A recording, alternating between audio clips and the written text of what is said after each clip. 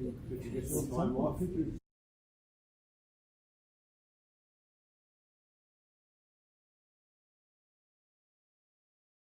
Yeah, it gives you something to look forward to. Yes.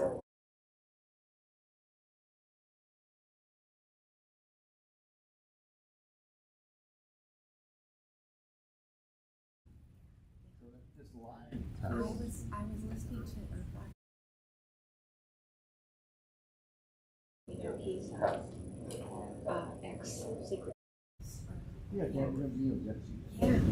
Yeah, his whole show is about this.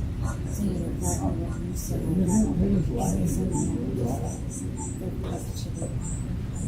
And he had Mike Johnson on his podcast and said, Going on. Oh. Too bad you didn't come to my place. I wouldn't even, they're gonna show you I'm gonna get a flower table just in case, but you should be good.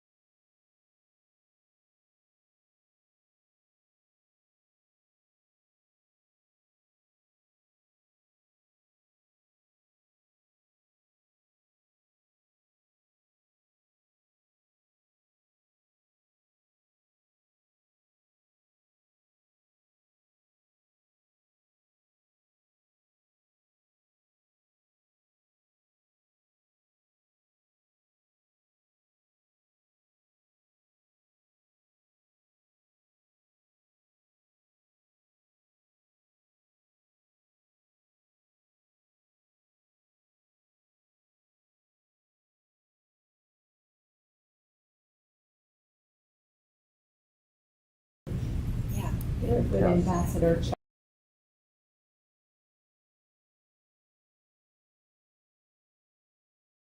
serialized ballots. Test.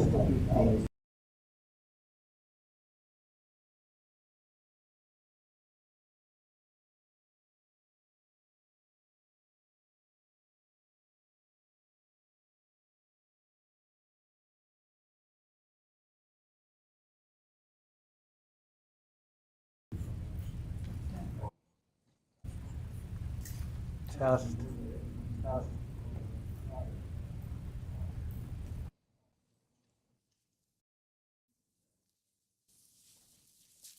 Test. Test. Test.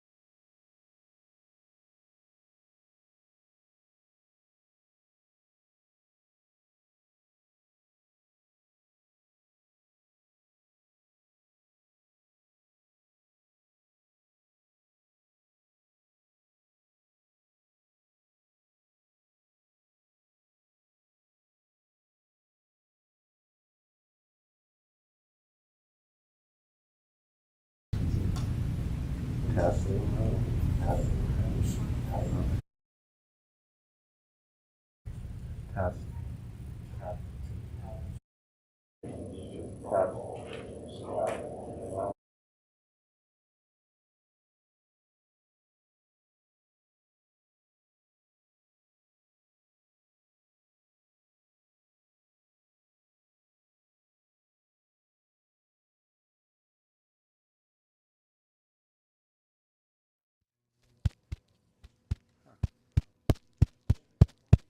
It's that one. Hello?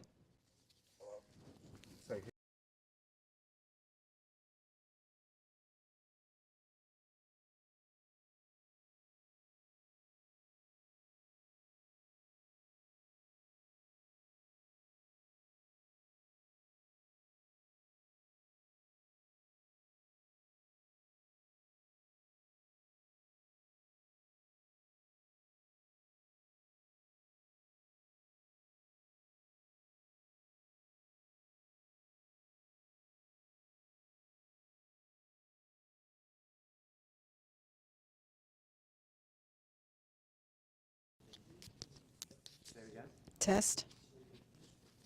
There we go. Oh, hold on, let me get this on here. Okay, maybe. There.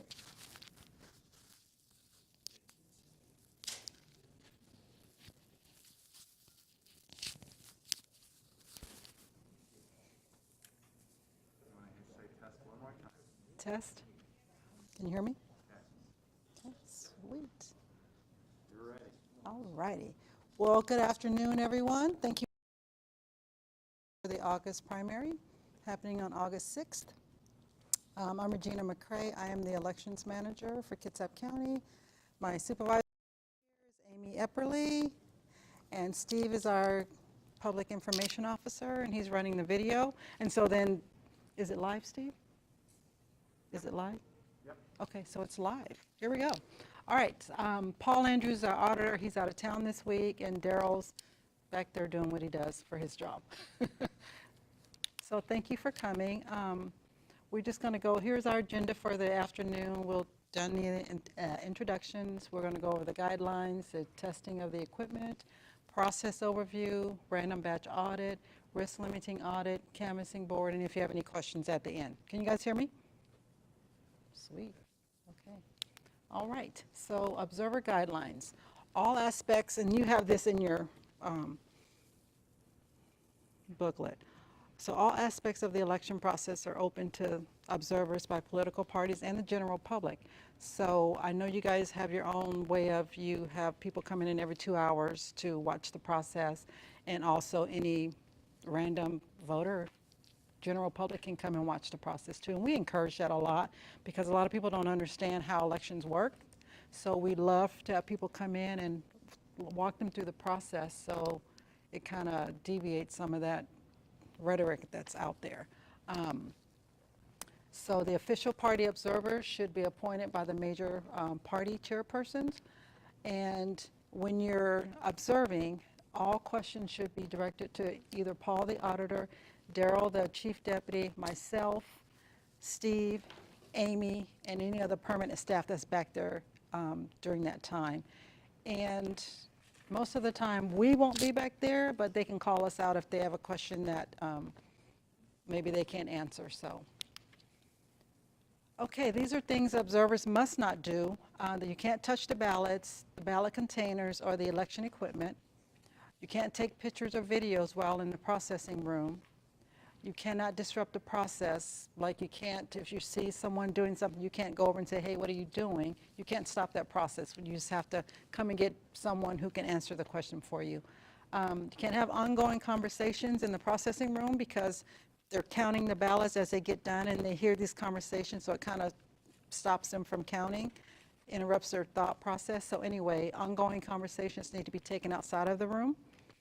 And then you can't divulge any information before election night, 8 o'clock. And I mean, some people have tried to look at a ballot and think, oh yeah, this is the way it's going, but that's not true because you don't have the other 80, 90,000, ballots going through. So anyway, so what is there to observe? We have 3 vote centers. One will be here the Saturday and the Monday before election, and then from 8 to 4:30.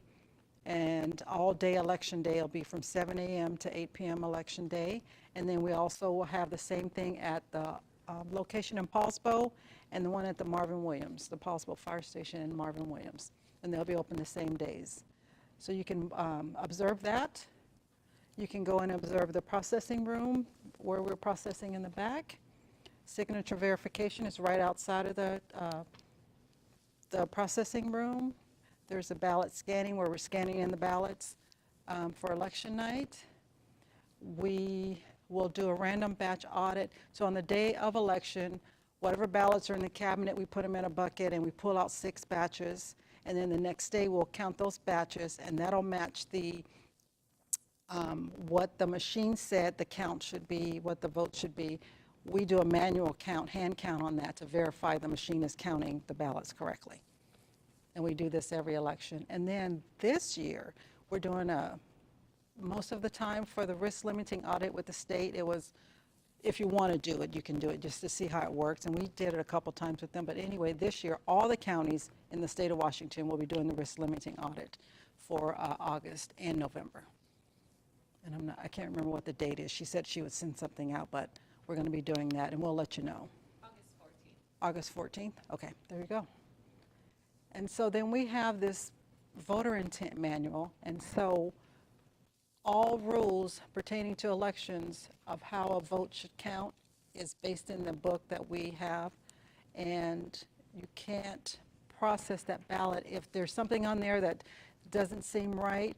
You can't just make your own determination. If it's not in the book, it needs to go off to the canvassing board, and the canvassing board is the county auditor, county prosecutor, and one of the commissioners. And they're the ones who make the final determination on any ballot, whether to let it count or not let it count. We're just processing them.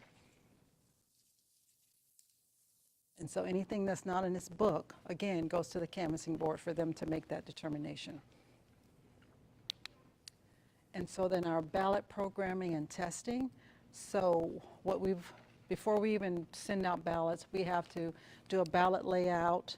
And it was kind of hard for this election because we have 28 candidates for governor. So trying to figure, and they have to be on the same column so people don't get confused and say, I didn't see that person's name, so we try to get them on. So the ballot's 8.5 by 17 or 14? 14, yeah. And so anyway, so we have to do that. Then we program and make sure the ballots are, again, counting correctly. We test and tabulate all of that equipment to make sure it's ready for the election when we start processing. And all the software and hardware is federally and state certified. And we also do a hash testing of all the tabulation computers and touch writers. And the touch writers are electronic marking device. You can go on there and mark your ballot choices, but it doesn't keep a tally of votes. And then you can print it out and put it in an envelope and put it in the drop box. So we will have those at each one of their locations, those 3 days for election. And so it's just a lot of, we say here several days of testing, so many days of testing to make sure that the machine is counting the ballots correctly, making sure they're getting the square, that's marked in. And then we just practice and make sure, because we have to certify, we have to do a logic and accuracy test with the state, and that's next Wednesday. And they're going to come in and verify. They give us a chart of how we're supposed to get all these ballots to count, 1 in the first, 2 in the second, go on for each race. And so we have to do that by state law because all the counties have to do this. And so at that point, there's 2-person in the room of the tab room. So I can't just walk in the tab room by myself after we certify after we do the LNA. Have to have 2 people with a badge that can go into the room where the tabulation system is. And so that helps us, be secure, be honest. And that's what we want. Okay. Here we go. So we are offering again to have the parties do their own logic and accuracy testing. I think we did that, about 2 years ago, was it? 3 years ago? Where, you decide how you want to mark the ballots, and we'll run them through and we'll have a result. So we're going to do that for November. So if you guys want to do that, let us know, and we can have some ballots ready for you to come in and mark however you want, and we'll run them through the machine, and you guys get to determine how you want those results to come out. So when they run it through the machine, you'll already know the results because you've done it, and we'll just run them through to make sure, again, they're being counted correctly. And so we're offering that to the parties. And if you don't want to do it, that's fine too. Okay, so again, the LNA, logic and accuracy, is here on the 24th, which is next Wednesday at 10 down in our tabulation room. And it'll be online video. We try to put everything online so people can go on and look. And I guess my biggest thing is, if you don't know what's going on, you really don't understand what you see online. So that's why we like for people to come down and watch the process. It'll make more sense. So again, test ballots are marked in a pattern as required by the state law. There's a matrix that shows the number of precinct splits for each contest in the election. And then the counting system report and matrix totals are matched. And any discrepancy is researched and the test is rerun to see, okay, did we forget to mark one of the boxes because we have this pattern that we need to make sure is correct. And that again is open for observation for anyone that wants to come in. Okay, so this is our ballot processing step. So on Monday, are the leads coming in Monday for training? The leads are coming in Monday Monday. for training is for our leads, so they'll know. They really are our eyes and ears, and they help our few staff members go through the process. Like, you know, if one of the workers have a question, they can raise their hand. The leads will know what to do because they've been doing it for a long time. But we want to bring them in and refresh them on what maybe things have changed or this is what we want to see. And so, so they'll come in on Monday for some training. And then all the other workers will come in on Tuesday to start processing ballots, because I don't know about you guys, but my ballot's in the mail already. So I'm just like excited, yeah. I went to the post office yesterday and I looked on my little app and it says my ballot is sitting in the mailbox, so I'm excited. And so anyway, we'll be working 8 to 4:30, Monday through Friday, or as ballots come in. So we may not get a lot of ballots. We may not process any ballots one day, and we'll post that online and on the website that said we're not doing that. Now, this may include some Saturday work. We're hoping not, but if we get a lot of ballots, we may have to process on Saturdays. We haven't done that in a while, but we know November we will be, but Saturday might be that too. And all the processing will be in here, just because that room is not, it's just not big enough. We can do other stuff, so what we want to do is process here. When we get into the further review batches, which is the ones that the voter made a correction, they wrote something on the ballot, we're gonna, and once you pull those out of the batches, we'll have those being processed down at the other end. That way, this is strictly for processing ballots, so we can get as many counted by election night as possible. So people don't say, you have this many ballots left? Well, when it's a big ballot, it's gonna take time for us to process those ballots, but we'll get it done. So the staff retrieves the ballots from the post office and the drop boxes. So for the first week, they'll do Monday, Wednesday, Friday. Maybe the second week too, Monday, Wednesday, Friday, depending on how the boxes look. If they're heavy, we might send them out to the bigger boxes like Bainbridge, Paulsbo, Sylvan Way, just to make sure we don't want to have any ballots like overflowing out of the box. So we may send out a team to pick up the bigger boxes on Tuesday or Thursday, just depends.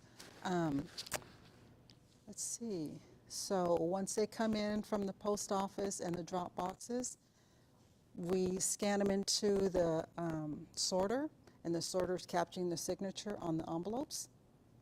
And then those signatures are matched against your signature when you register to vote. And some people have a lot of signatures because for whatever reason they change your signature, and we try to capture all those signatures so we can judge or not if that's their ballot or not. If it's fine, the signature matches what we have on file, it's accepted and it goes through the opening process. If there's a challenge on it, we have to you'll challenge the ballot. It'll go into a separate bucket by itself. We have to send out notices to those voters within 3 days after we scan in ballots, to either by phone, email, whatever we have, and a letter saying, hey, your ballot has been challenged. Actually, we can do text messaging now if we have those phone numbers online on our files. And we can contact them and say, hey, your signature doesn't match. You can come in, go online, or however you want to do that to cure your ballot. And if they do that and it comes back and it matches, then that ballot gets cured and it goes through the process of, at that point, opening. No ballot is open. If a ballot is challenged, it does not get opened until it's been released, saying it's good to go. So then, we have a group of people. They'll be signature checking. All the ballots that come in are signature checked by a group of people. They've gone through signature training for years for some of them, just years. And so we just bring them in for a refresher, just, this is what you're looking for. And so, and we just did one a few weeks ago. So, and then 10% of those ballots will be audited by one of our staff, me, maybe even Steve, Amy, Zach, one of the more experienced staff will be auditing 10% of those ballots. And then ballots are precinct grouped or they're challenged. So I can say, because I know this, so Bainbridge is CP4, that's the area. So we know all CP4s are Bainbridge ballots. And then all the other ones, 1 and 2 is South Kitsap area. So that's how they're grouped in batches of 200. They get letter opened, and then they get tags on them. Everything is tracked. So once they're opened, they're going to get a tracking number with a batch number, and they check it in, they check it out to process it. When they're done, let's say they had 200 in a batch, let's say 190 of them were good, 10 were further reviewed because something was wrong with the ballot, then they would check that back in. The ready to count goes in one bucket, the challenges goes to another, and then we'll look at the challenges as we go through the election to make sure we don't get an abundance of where we are overwhelmed with those. And so all the ballots they get the tracking slip and they're pre-inspected. Like I said, again, if something's off with the ballot or they made a correction or a mistake or if they made a comment, all of those go to further review. So 2 people can look at that. One person can't determine what a voter has done if it's not marked in the box. So 2 people have to look at that, and they have to go by that voter intent book to see what's in there. And if it's not in there, again, it goes to the canvassing board. And then our ballot security is always maintained. There's always 2 people with the ballot at all times to maintain, because we don't want someone to say, oh, we saw someone walking down the hallway with the ballot by themselves. So we try to, we will. 2 people have to be with ballots at all times. And that's just good practice. I don't know why, this is what you're talking about. Okay, so the signature verification, the state has done a really great job of updating the signature checking training, and we have some new rules that came out from the state. So they've put out this video, and it's really good, and it's the workers are really like, okay, I really understand signature checking and what we're looking for as a whole. Some people's signatures never change. One lady years ago said, well, my signature is never the change, it's always, well, there's something in your signature that's gonna look like you or someone else signed it. So anyway, it's the same style, general appearance, proportion of letters, height, because some people write, just straight across, small, some people are big and flowy, and that you pick that up in the signature when you're signature checking. Irregular spacing, slant, size, the style, the slope, the placement, the alignment, it's just some things don't change in a signature. And if it's something distinct or unique trait, we have one of the workers in the office, she always signs her name and she puts a heart over her name. We know that's her. If it didn't have the heart, we'd be like, is that really her? Because that's what she does. Natural variations exist. For me, my first name is Regina, so I never loop my letters together. Ours are always separate, usually, most of the time, so they would know that. Even though I have gotten challenged quite, a few times on my signature. So, and a single trait is insufficient for validation. So in school, when you're learning how to write, for us, I say the older generation, we all learned a certain way how to make letters. And some people still have those tendencies. So you can't just look at the first letter to your name and go, oh, yep, that's them. No. You have to look at the whole name to make sure that that is that person. So you can't just look at the, C in Charles, or, it just doesn't work like that. And so again, what I was saying earlier, so the new law says within 3 days after scanning in the ballots, if the signature is challenged, we have to notify that voter right away to give them a chance. Although we always call them 5 days before we certify, we've always had to call them and say, hey, we sent you a letter. You have until 4:30 the day before certification to get this form back to us in order for your ballot to be counted. If they send it back, we still check it against the signature, and it has to match that signature on the ballot. So some people turn them in, some people don't, and that's just how it is. And so this is what our signature verification page looks like. So you get 4 up. The name at the top will tell you who the voter is. This first signature is the envelope signature. So that's the signature you signed on your ballot. And then the next one is the signature we had on file when you registered to vote. And for some people, they have a lot of signatures on there, and so when they're signature checking, they can see all the signatures, on there. And so we always tell them, look at the first name, because if you are Jim and Jan, and you just see the J, and you think it's Jim, and it's actually Jan, and we get that a lot, husband and wife sign each other's ballots, and so we have to be careful of that, but we can still cure those ballots. And so they go through each 4, and they hit update, and there's a bar across the top. It says 299 ballots. So as you go through each page, the bar will keep going until you're done. And so once all the ballots have been SIG checked, we run them back through the machine, and they're put in their consolidated precincts. All the challenges get separated out, and then they get their tracking numbers. The election workers will check the batches out. And the first thing they do is they have to count. If your tracking slip says you have 200 ballots in there, you're going to count first to make sure you have 200 ballots. Because once you start opening, you don't know where you got off at in your numbers if you have 199 ballots and 200 envelopes. So you got to count and make sure that you have 200 ballots or 199 ballots when you first start.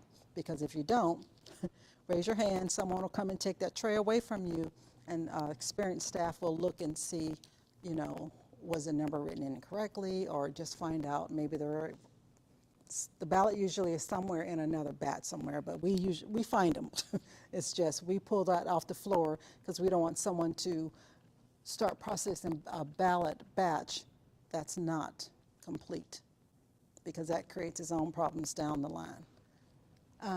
So they check them out, and after they've counted, then they can start separating the ballot from the envelope. And once they've separated the ballot from the envelope, they're going to tie up the ballot envelopes and set them aside. And that way I can't tell how you voted. Oh, here's Chuck's ballot. No, because you've tied up those envelopes, and all you have in front of you are the ballots. And then you open up the ballots, and you're going to go through them and see, okay, they marked the ballot correctly. Oh, this person did a correction, that goes to further review, and so they're going to go through that whole batch to do that. And at the end they might have 180 that are ready to go, and 20 may have been challenged. And again, they go in separate piles because 2 people have to look at those further review batches, because you can't determine it by yourself. It's a rule. And so, and the ballots that go to further review, they can be damaged. Sometimes the ballot is torn, coffee stains all over the ballot. They use a pencil. Pencil works, but some of the pencils give off this, like a glare, and we want to make sure that ballot is counted correctly when it goes into this the tabulation room. So we pull those aside, and what we'll do is we'll put those, so when they do the batches of the further review in the scanning room, we put those ballots with the pencil on top, and they have to actually look at those ballots because we want to make sure the machine actually picked up the pencil mark. And they usually does, but we just want to be safe and make sure those ballots are counted correctly. Yeah, let's see, overvotes. Sometimes people will vote. In this election, in the governor's race, we usually get a few people who vote every person in the race. Overvote. So that race won't be counted, but that's what people do. Whiteout, we don't let whiteout go through because it might get caught on the rollers when it goes into the tabulation room. So we don't want that whiteout to get caught on one of the rollers and it maybe miss a mark. So those have to be duplicated out. Barcode issues, because the governor's race is so big at the top, the race is real close to the barcodes on the sides. So most people, when they mark, sometimes they'll do that. Well, the barcode is like, wait, there's something extra in here. And so we would have to duplicate that ballot. And duplicated ballots. So again, damaged sample ballot, online ballot, irregular ballots, those have to be duplicated. We had one lady for years. She wouldn't send in her ballot. She would send in the sample ballot from the voter's pamphlet every year. And she put her name on the envelope so we knew who she was. So we would send her a notice to, you know, you need to sign the form, you know, with the signature, what's it called? The declaration, and she wouldn't do it. So her ballot never got counted because she wouldn't send the form in. She just can't vote the sample ballot without a signature to it. But she always did it. So anyway, a ballot can be duplicated only if the voter's intent can be clearly determined. Again, if it can't be determined, it needs to go to the canvassing board, who at the end will determine how that ballot should be counted. So two people work together to do the review ballots or the duplicated ballot.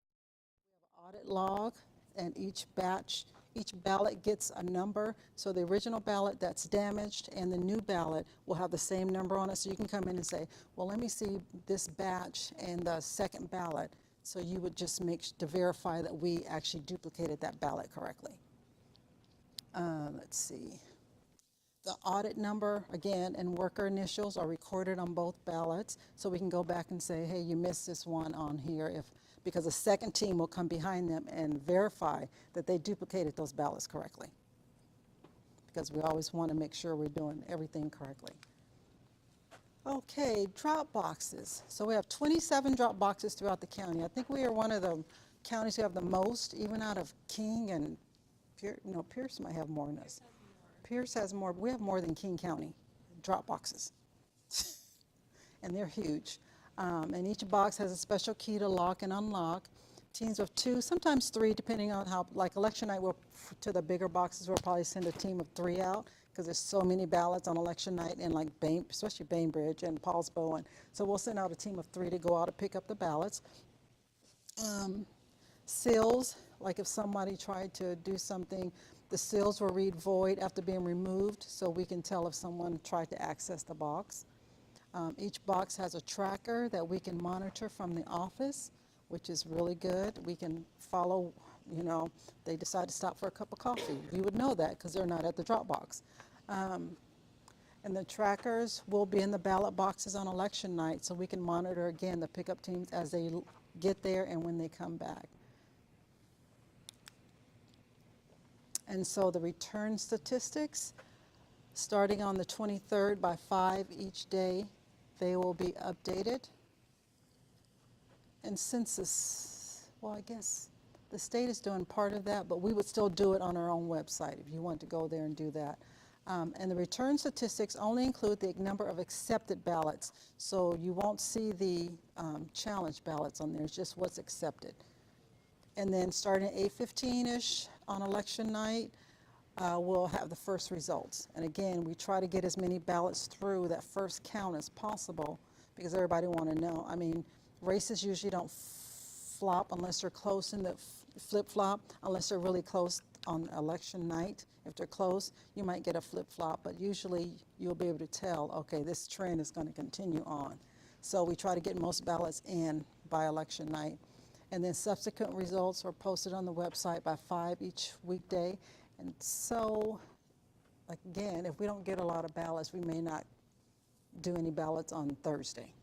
They'll come in on Friday just to, catch up, just so we don't get behind. Because once you get behind in counting ballots, processing ballots, it's kind of hard to catch up. And that's when you get into the working Saturday, maybe sometimes Sunday, because the workload is really going to be a lot.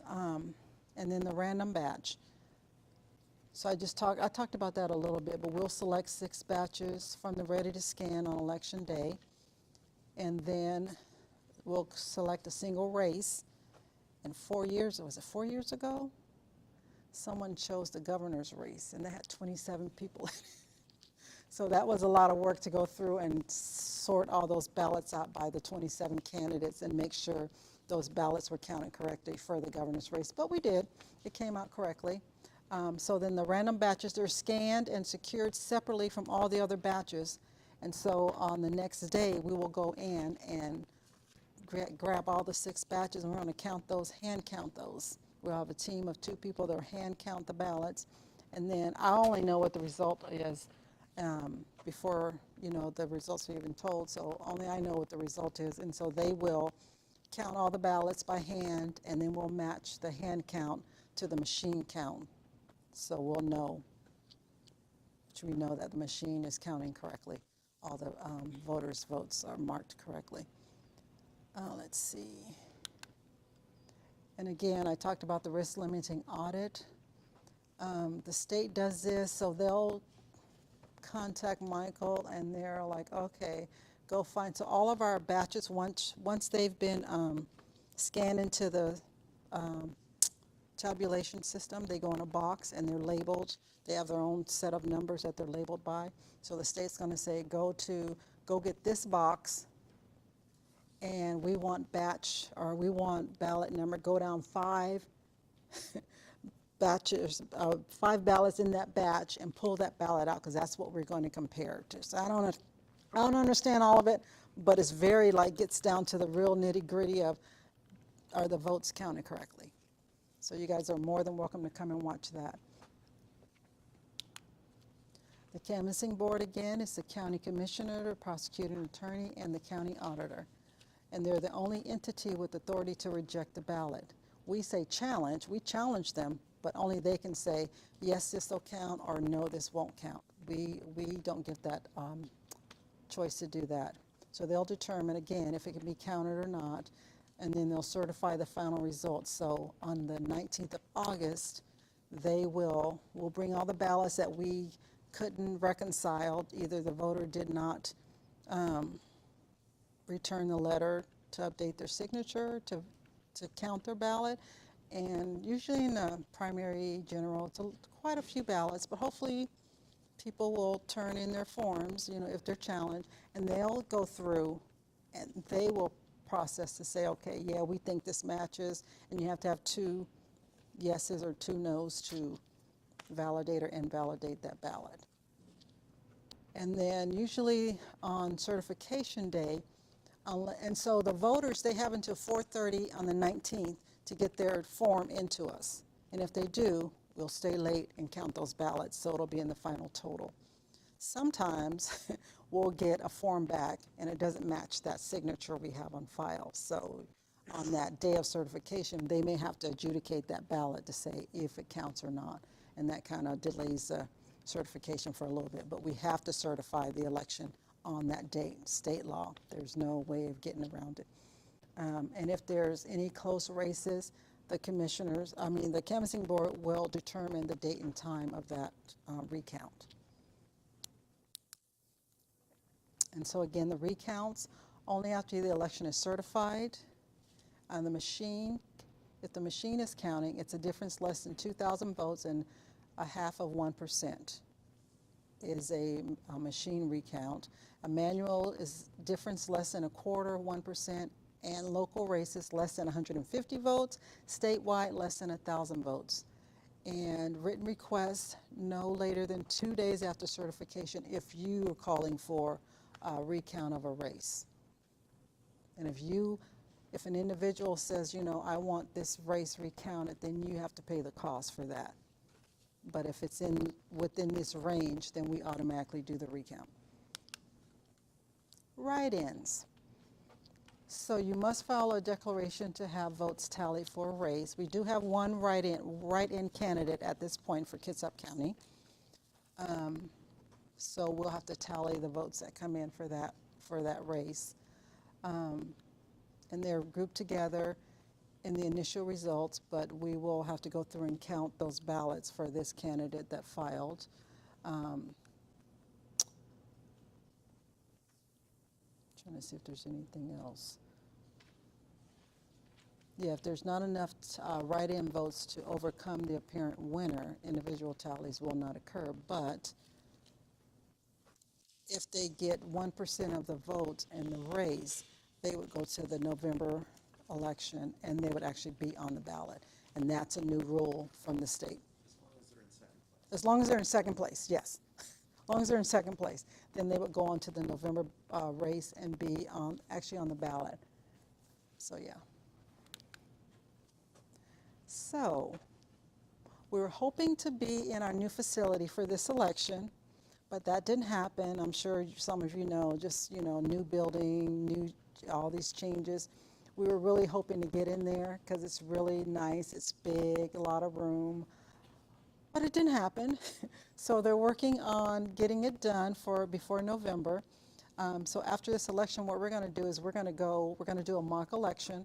We're going to go out there because we haven't tested the sorter yet. We haven't tested anything. So we're going to do a mock election and go out there and figure out, like, where do we want the tables? Where do we want just so many things that we didn't get a chance to do because they weren't done with the building. So we're going to go out there and do a mock election, run everything through, make sure it's fine. Where do we want the racks? We got to figure all that out. So we're going to do that after this election certifies because we want the room to flow. And they're still working out security measures and how to process visitors and observers that are coming into the new center. So we got to work all that out before November while running this election. So it should be fun. So, any questions? Yes. I had one question concerning, you have monitors, or not monitors, tracking devices. You said there's a tracking device in the vans, so you can tell where the van is if it gets waylaid. And you said there's a tracking device in the drop box. Right. How does the tracking device in the drop box work? It shows that it's there. If someone goes in and takes some ballots out and leaves a tracking device, or how does the tracking device indicate that there's somebody tampered with the drop box? Well, one, there is the seal on outside of the box. Yeah, the seal. So the seal is on there, but if someone, so we know when our teams are going out there. If we get an alert that, hey, this on a Thursday and no one should be out there, or someone hits the box, we would get an alert and we would send the sheriff's there. So it's a movement sensor also, Yes, so if someone yes. just moves something, that tracker in Yes. that box will send off a signal. Yes, And we if had. it's not somebody supposed to be there, you'll know, that's how you know by yeah, that, okay. Yeah, we would call 911 first to get a sheriff out there. But Mason County, someone was out there digging up one of their ballot boxes. Yeah. Another question. Yes. On oversized packages or packages that are suspect, Yeah.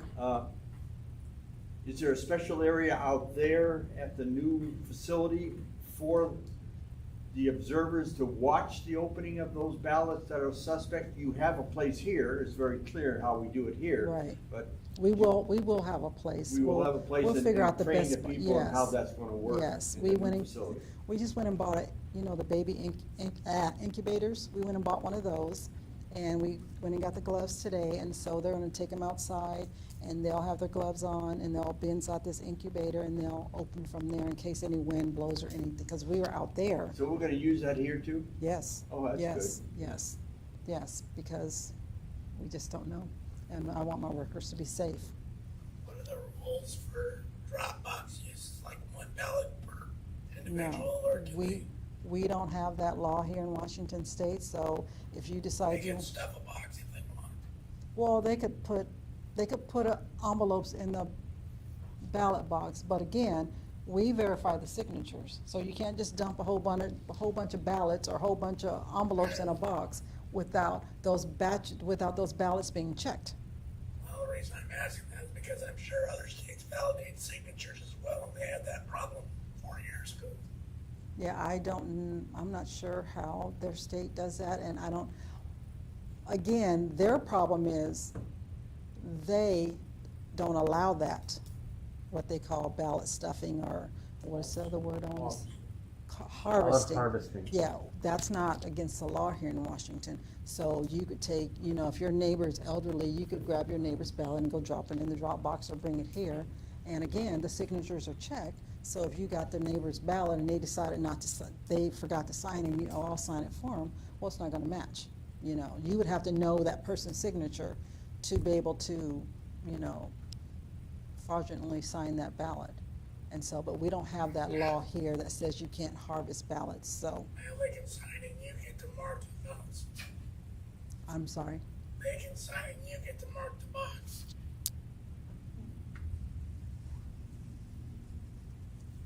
I guess they could do that, but you could do that anyway, you know? You could do that anyway. I mean, how would you stop that? You can always beat the system, that's just the way it is. Yeah, but for me, I just don't see that happening, but, you know, I know some states are like, yeah, we paid someone to, you know, and I know back in the day, in the Chicago days, that's what they did, they pay people, you know, but, you know, like I tell people, I look good in orange, but that's not worth me going to jail over. It's just not worth it, you know. Well, some don't prosecute either. Yeah, well, yeah, they should. I think they should. Yes, Regina, so I appreciate Michael and you and providing us with the latest voter registration database, which was totally inclusive. yes, And then you had a slide that you guys had prepared about 3 years ago in May, that gave a breakdown of, you know, what was what. Did that ever get updated in your, I couldn't find another one. What is it, Francis? I'm sorry. The slide, I sent you an email. Remember there was an overview slide that said voter, total registered voters, I think the Steve was turnover. working on that. The total rejected and the total people that had People died. moved out, people died, you moved. know, the update. I think we had gotten an email, Regina, I think you forwarded that to Steve to Yeah, work on. that was the email I sent last week. you know, Amy, I So that don't, was a good summary overall that says that you were actively Yeah. reviewing the voter list, and here's all the changes you've made. And there are thousands, 10,000 Oh, things yeah. you've changed Yeah. because people moved or died. We've done So that you're thousands of actively changes this purging the list. Yeah. That was very informative for the people. Well, we'll definitely get that going again. I think Steve is working on it. If not, we're gonna work on it and make sure that's prevalent for you guys, for sure. so. And then the last question was the UCAVA. So, do you have a notional number of how many UCAVA ballots that were mailed out? Do you have it? Oh, yeah. Because we can't discern from the report that we got, who, you know, normally you mail the UCAVA ballots out 45 days before the election. Right. But the report that you sent us said everyone got their ballots sent out. So, and that, I'll give you that number, Francis. So, okay, all right. yeah, you That- can give them how many numbers were. The problem is, your CAVA voters are protected, Yeah, they're yeah, yeah, protected we class. understand. But if you leave in the date that your CAVA voters ballots were mailed and the dates that all of us got our ballots, you would be able to subtract that out and say, okay, these are all, and they have to be protected.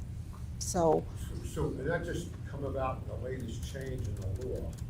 well, yeah, so talking to the state about that, because the state's like, well, we don't normally do that. I'm like, well, you Yeah, know I what, but get you're it. telling us we have to protect these voters. No, I get it. You I know. just want a notional number. I don't want the person's name. Yeah, what do we do? birthday, or- We have about 12,000 voters? Yeah, and I can give you an exact number, Francis, no problem. Yeah, I think we have one of the largest, you know, Yeah, UOCAVA voters pretty- in the pretty state. big number for Kitsap County. It is, well, look where we are. Yeah. You know, Okay, thank you. and then, so for the observers, I don't know why this didn't come up the first time. So when the observers, when they come in, they need to come through this main doors here and go to the elections counter, and they need to sign in. There's a log at the front desk. You'll be asked to read and sign the affidavit in receipt of the observer guidelines pamphlet. And I know you guys are used to this, but I'm sure you'll have some new people coming in. And probably about 4 years ago, we had some issues with some of the worker or some of the observers that were kind of, I'd say, arrogant in my, yes, thank you, rude. And so we just want to nip that in the bud, because we will ask them to leave if they are, you know, rude to the staff or they're not following the rules, because we're there to do a process. We're there to process ballots, and, you know, that just gives us extra work to do. So anyway, so when you get there, you're going to sign in. You'll get a vest to wear and a name tag, and you have to wear it at all times. Writing utensils are not allowed. Pads of paper, we can give you that, because we only allow orange pens in the back room when they're processing.